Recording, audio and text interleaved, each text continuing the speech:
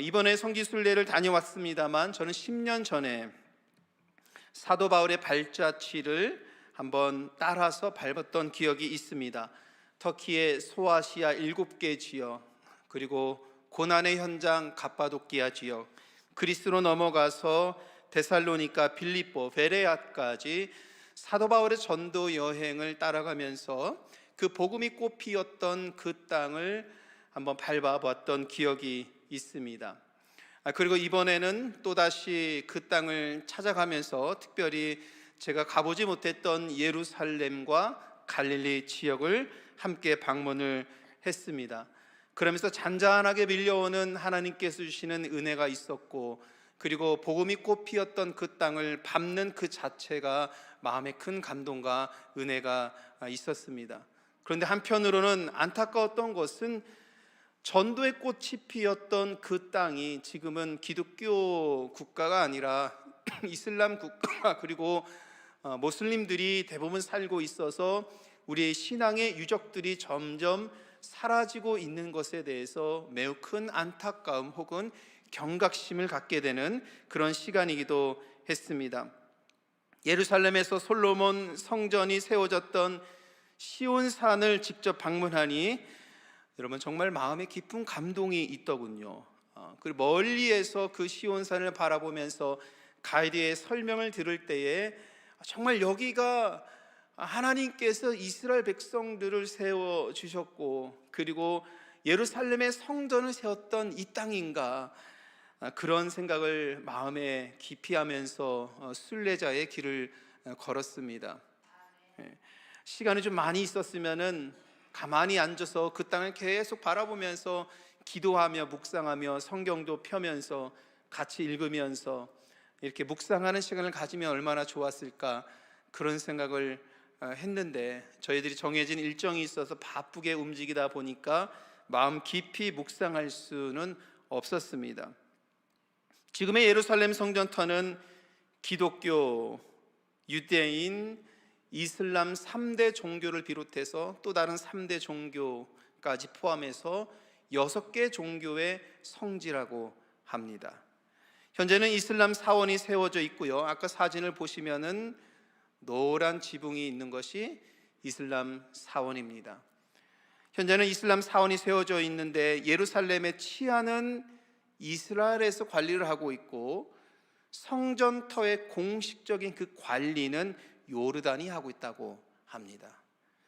그러니까 방문객인 우리는 잘 느끼지 못하고 있는데요, 그곳은 항상 긴장 상태에 있다고 하죠. 왜냐하면 이슬람, 유대인, 기독교 여러 성지다 보니까 눈에 보이지 않는 긴장 상태가 계속해서 있는 것을 보게 됩니다. 아주 우연히 또 통곡의 벽을 방문했을 때에 시카고 출신의 선교사님을 만나게 되었습니다. 그 선교사님하고 짧게 대화를 나누면서 제가 여러 가지를 여쭤보았는데, 사실은 우리가 밟았던 그 땅이 정말 보이지 않는 곳에서는 굉장히 혼란스러움이 여전히 있는 땅이다라고 그렇게 설명을 해 주시더군요. 이스라엘의 풍경을 봐도 알 수 있습니다.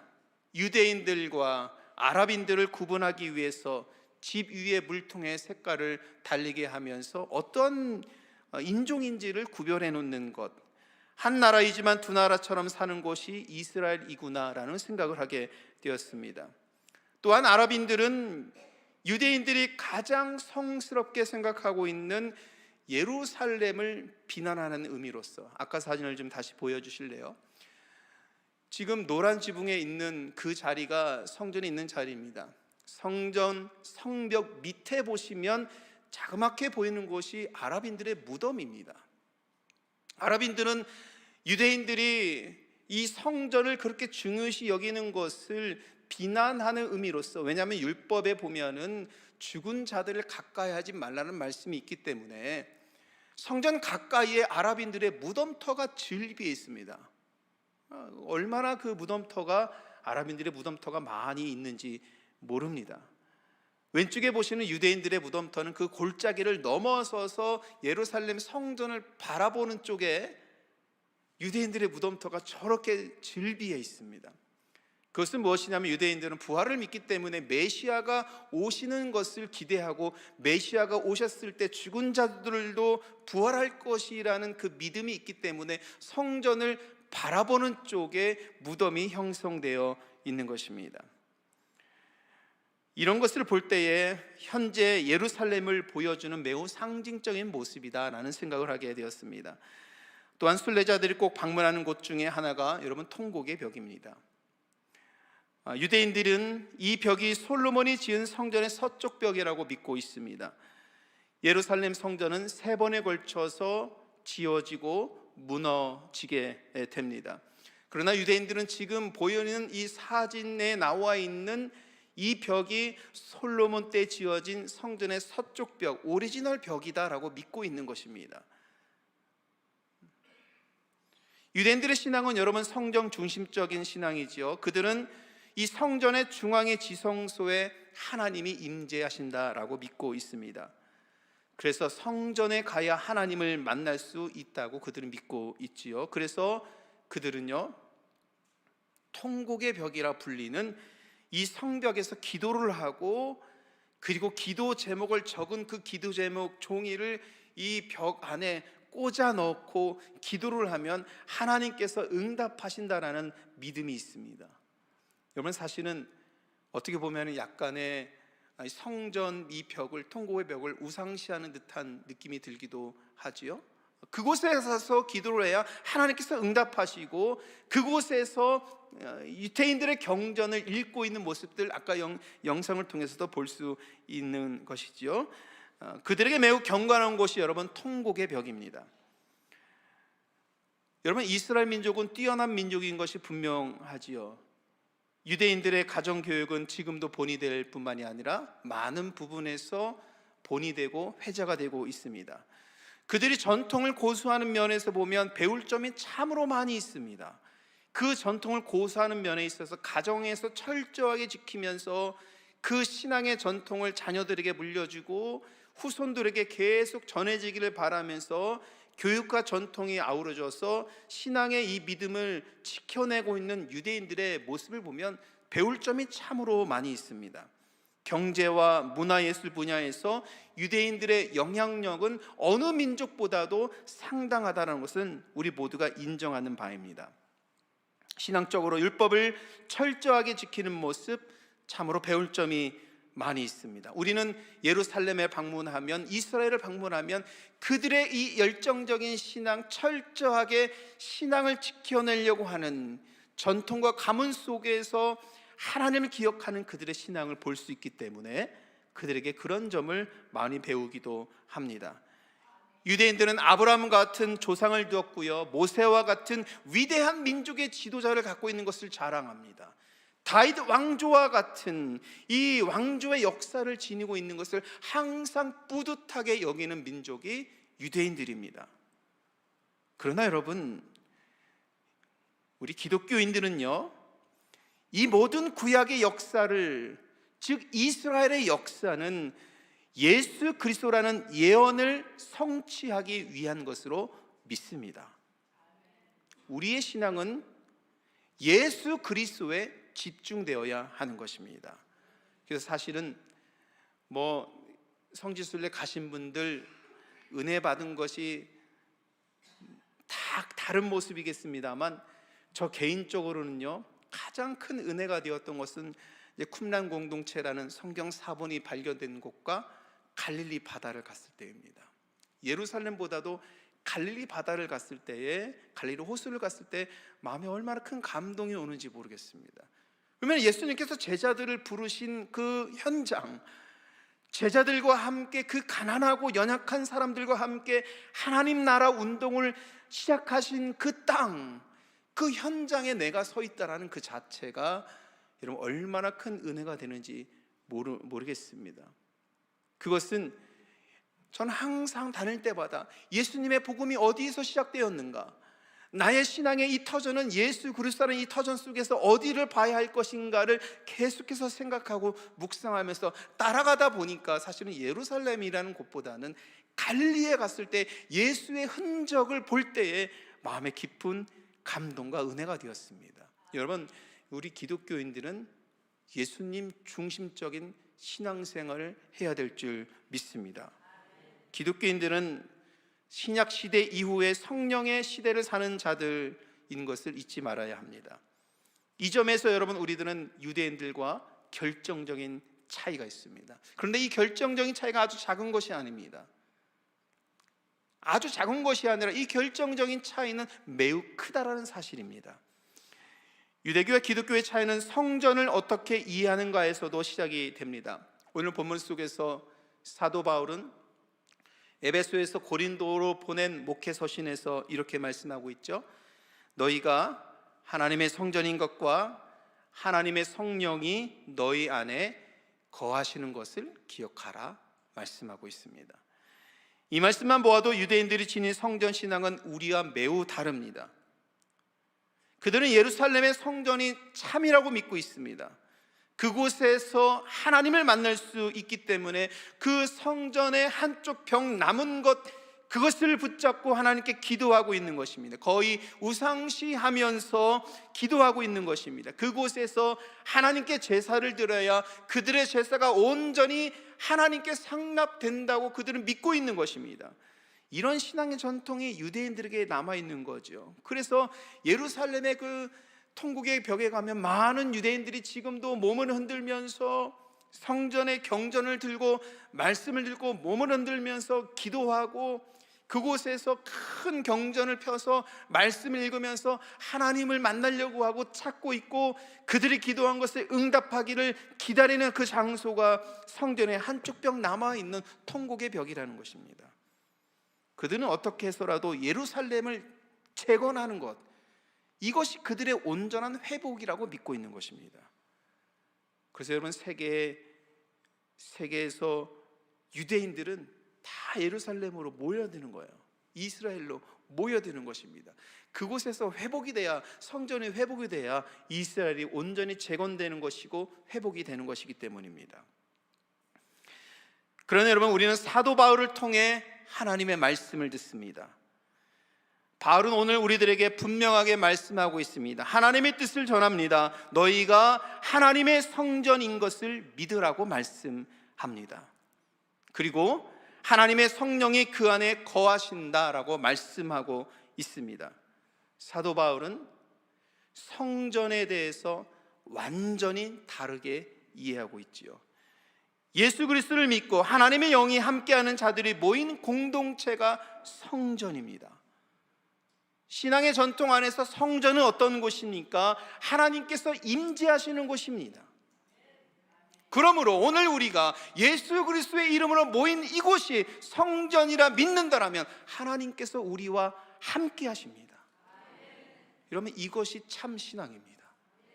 예루살렘에만 가야지 하나님을 만날 수 있는 것이 아니라 통곡의 벽 앞에서 머리를 숙이면서 경전을 읽으면서 기도를 해야만이 하나님께서 응답하시는 것이 아니라 예수 그리스도의 이름으로 모인 바로 이곳에서 임마누엘의 하나님께서 우리와 함께 하시고 그분의 이름을 부르며 찬양하며 기도할 때 여전히 이곳에서도 하나님 우리를 만나 주시고 우리의 기도를 응답해 주시고 우리와 함께 하심을 믿는 것이 참 신앙입니다. 우리가 이러한 신앙을 가져야 되겠다. 그래서 예루살렘에 있으면서 예루살렘의 성전을 보면서도 여러분, 자꾸 제 머릿속에서 떠오르는 것은 샴복 한인교회였어요. 하나님, 어떻게 하면 이 샴복 한인교회에서 하나님의 역사를 이뤄낼 수 있을까요?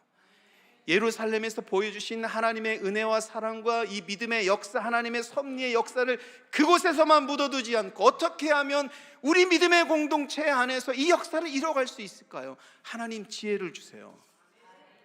여러분, 저는 예루살렘의 성전을 보면서 자꾸 샴복 한인교회가 생각이 났고 시카고가 생각이 났고 여러분들이 드리는 예배가 생각이 났고 그렇게 생각이 들었습니다. 여러분, 하나님의 아들 예수님이 이 땅에 오심으로 예루살렘의 성전은 혹은 성전 시대는 종식되었습니다. 예수님을 믿는 자들은 더 이상 예루살렘 성전으로 나아가지 않아도 하나님을 만날 수 있습니다. 통곡의 벽을 붙잡고 기도하지 않아도 하나님 우리의 기도를 응답하십니다. 예수 그리스도가 우리 곁에 오셨기 때문입니다.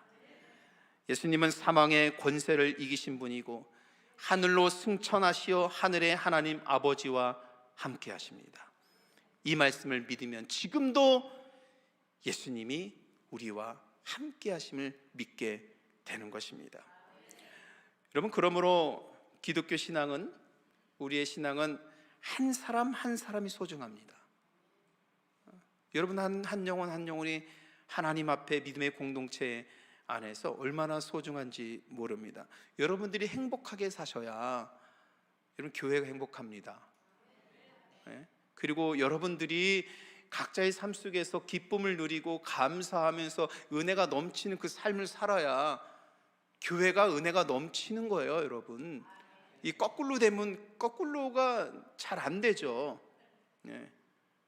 물론 각자의 삶에서 모여드는 모든 성도들의 삶이 하나님께서 주시는 은혜로 가득해야 그 성도들이 이 믿음의 공동체로 모인 교회라는 곳이 은혜가 충만한 곳이고 성령의 은혜가 충만한 곳으로 세워지고 발전하고 부흥하며 성장하는 것입니다. 그래야 믿음의 공동체인 교회도 건강하게 세워지는 거죠. 여러분, 우리가 그랬으면 좋겠습니다. 아침에 일어나서 햇볕을 바라보면서도 여러분 하나님을 생각하십니까? 한낮에 불어오는 신선한 바람을 맞으면서도 여러분 하나님 생각하십니까? 밤중에 하늘을 볼 때, 하늘의 별을 보고 달을 볼 때 창조주 하나님을 생각하고 기억하십니까? 날마다 동행하시는 하나님을 믿고 따르고 기억할 때에, 또한 연약한 자들을 만날 때 연민의 마음을 우리가 갖는 것, 여러분, 우리 모두 한 사람 한 사람이 이러한 믿음으로 세워질 때에 교회는 자라나는 것입니다. 여러분, 이것이 우리의 신앙입니다. 유대인들만 거룩한 백성이 아니고 여기 모인 우리들도 하나님께 부름받은 거룩한 주의 백성인 줄 믿으시길 바랍니다. 성령님이 함께 하시는 하나님의 자녀인 것이죠. 제가 성지순례 기간 동안에 예배를 드리면서 이 본문의 말씀을 함께 예배를 드리면서 말씀의 은혜를 나누면서 우리 같이 간 분들, 또 저희 같은 팀원으로 있는 분들에게 제가 부탁의 말씀을 드렸습니다. 그것은 무엇이냐면, 이렇게 다니다 보면은 여기도 은혜롭고 저기도 은혜롭고, 여기도 가고 싶고 저기도 가고 싶고, 못 간 게 너무 아쉬워서 저기도 가야 되는데, 이런 생각이 막 가득해요. 그런데 우리가 받은 그 은혜를 그곳에 묻어두지 않고, 그리고 우리가 받은 은혜를 우리들의 믿음의 현장, 삶의 현장으로 가져가자라고 이런 부탁을 우리 팀원들에게 드렸습니다. 성지순례는 여러분 예수의 정신을 배우러 가는 것입니다. 그래서 교회로 돌아와서 최선을 다해서 교회를 섬기고 헌신하며 주님의 나라를 위해서 살자고 제가 부탁을 드렸습니다. 특별히 저와 같이 다녀오신 분들, 이 말씀 잘 기억하시고 여러분들의 그 기쁨과 은혜를 갈릴리 땅에 묻어두지 마시고 이 교회에서 봉사하고 헌신하는 곳에 잘 펼쳐내시기를 바라겠습니다. 그러면서 예수님의 삶의 현장을 생각해 보았습니다. 우리들의 믿음의 삶의 현장도 있지만 예수님의 삶의 현장도 있습니다. 우리가 아는 바와 같이 예수님은 베들레헴에서 태어나셨지만 예수님께서 자라신 곳은 나사렛과 가버나움에서 주로 사역하신, 그러니까 갈릴리 지역으로 다 볼 수 있습니다. 갈릴리 호수를 비롯해서 아주 가까운 곳에 위치하고 있는 곳이 예수님께서 자라시고 사역하시는 곳이라는 것입니다. 그러니까 예수님의 삶의 현장은 갈릴리입니다. 하나님은 예수님의 삶의 현장을 예루살렘으로 택하지 아니하셨고 갈릴리 호숫가로 택하셨습니다. 당시 갈릴리는 변방의 도시입니다. 당시 세상의 중심은 예루살렘입니다. 예루살렘에 가야 하나님을 만날 수 있고, 예루살렘에 가서 어린 양을 가져와 제사를 드려야 하나님께서 그 제사를 응답하신다고 믿던 시대입니다. 그러나 하나님의 아들 예수 그리스도가 오셔서 그의 삶의 현장, 사역의 현장, 복음의 꽃 피었던 곳을 하나님께서는 예루살렘으로 삼지 아니하시고 변방의 도시, 아무도 쳐다보지 않았던 갈릴리로 하나님께서 두셨다는 것. 왜 그렇게 두셨을까? 저는 비로소 갈릴리 호수를 방문하고 나서야 그 뜻이 무엇인지를 알게 되었습니다. 여러분, 사진 한번 보실래요? 이 사진을 보시면 오른쪽에 보이는 사진은 그러니까 예루살렘 유대 지역이라고 할 수 있는 지역입니다. 쿰란 공동체, 불과 예루살렘에서 30-40분 정도밖에 떨어지지 않는 곳에 쿰란 공동체가 있었던 땅, 그리고 멀리 보이는 것이 사해바다입니다. 그 땅 어떻습니까? 아무것도 없어요. 풀이라고도 찾아볼 수가 없습니다. 얼마나 햇볕이 따갑고 건조한 날씨가 계속 이어지고 있는지요. 어떤 생명체도 살지 않는 곳 땅이었습니다. 밑에 있는 그 사진은 이제 그 사해바다에서 예루살렘으로 올라갈 때 그 도로에서 찍은 사진입니다. 여러분, 사진을 보십시오. 얼마나 많은 나무가 있고 뭐 그렇겠습니까? 얼마나 많은 생명체가 저기에서 살고 있겠습니까? 왼쪽을 보십시오. 왼쪽은 갈릴리 호수에 갔을 때 보여지는 풍경입니다. 저곳에 가면은 많은 생명체가 움트고 있고 꿈틀거리고 있고, 저 물속에서 얼마나 많은 생명체가 움직이고 있는지 모릅니다. 그럼 갈릴리 지역은요, 갈멜산에서 갈릴리 그 평야를 쫙 바라볼 때 보면은 풀들이 웅창하게 있고 나무들이 웅창하게 있는데, 가이드의 설명에 의하면 1년에 3에서 3호작을 하는 지역이라고 해요. 갈릴리 지역이. 그러니까 얼마나 그 물이 많고 땅이 좋으면 3 내지 3호작을 하는 그 지역이겠습니까? 저는 비로소 갈릴리 이 호수를 가보고서 비로소 알게 됐습니다. 하나님께서 왜 예수님을 예루살렘에서 사역하지 않게 하시고 갈릴리에서 사역하게 하셨는가? 생명이 움터 있는 곳입니다. 연약한 자들이 있고 폐전병들이 모이는 그런 지역이고, 당시에 어부들, 농부들 너무나도 가난한 사람들이에요. 예루살렘의 세상의 중심 예루살렘이 아니라 변방의 도시 갈릴리에서 살던 그 연약한 사람들과 함께 왜 하나님께서는, 예수님께서 왜 그곳에서 복음을 시작하게 하셨을까? 천국 복음을 전하시면서 왜 그곳에서 시작하게 하셨을까? 가만히 이 지역을 살펴보니까 그 지역에는 생명이 살아나고 있는 겁니다. 생명이 움트는 곳이기 때문에 예수 그리스도의 복음을 전할 때 생명이 꽃을 피우면서 갈릴리에서 시작한 이 복음이 유대 지역을 넘어서 예루살렘을 넘어서 사마리아와 땅끝까지 이르러서 오늘날 우리가 살아가는 이 시대까지 시간과 장소를 뛰어넘어서 역사하시는 하나님의 은혜를 우리는 목도하고 있는 것입니다. 예루살렘은,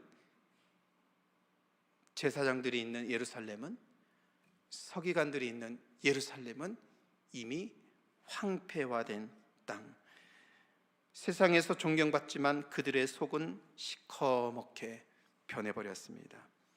생명이 넘치는 갈릴리가 예수님의 사역의 현장입니다. 사랑하는 성도 여러분, 여러분 가운데 이 생명력이 살아있습니까?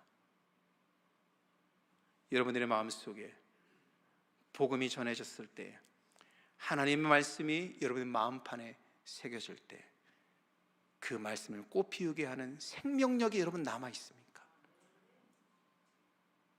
우리가 가야 할 곳은 예루살렘의 성전이 아니라 갈릴리입니다.